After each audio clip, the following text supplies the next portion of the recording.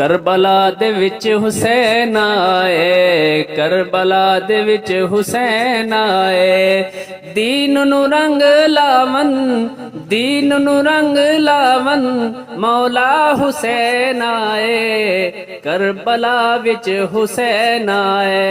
कौन हुसैन? इन्हां नू मेरे नबी दा नवासा कहंदे ने। ए कौन है? इन्हां नू हजरत फातिमा दा लफ्ते जिगर कहंदे ने। ए कौन है? इन्हां नू मेरे नबी दे बचपन दा खिडौना कहंदे ने। ए कौन हुसैन है? मेरे नबी दी गोद विच खेलन वाला हुसैन है। ए कौन हुसैन है? जदों हजरत हुसैन नू भुख लगे ते मेरे नबी फरमान, हुसैन अज की होया है? बड़ा मुरझाया होया चेहरा है। हजरत हुसैन ने क्या, अब्बा जी भुख लगी है।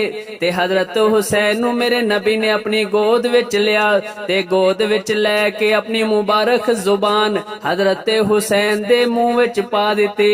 ते अल्लाह ने मेरे नबी दी जुबान मुबारक विचों ऐसी कोई चीज निकाली ते हजरत हुसैन दा पेट भर गया। मैं ये गल करना वा जेड़ी दुनिया सारी है मेरे नबी दे लुआब नू तरसे। वाह हुसैन मैं तेरी अजमत तू कुर्बान जावा। मेरा नबी अपनी मुबारक जुबान तेरे मुंह दे अंदर डाल के तेरा पेट भर रहा है।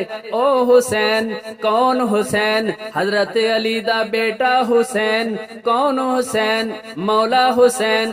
कौन हुसैन? सखी हुसैन। कौन हुसैन?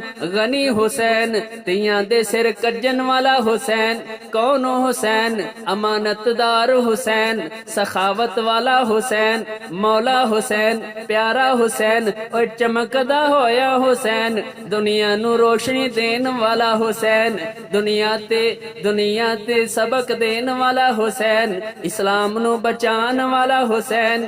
कौन हुसैन? और जिन्ने दुनिया नू ए सबक दिता है कि अल्लाह दा दीन बचाना होवे ते अपना सर मुबारक भी कटाना पैंदा है। ओ हुसैन करबला दे विच आए, मौला हुसैन आए।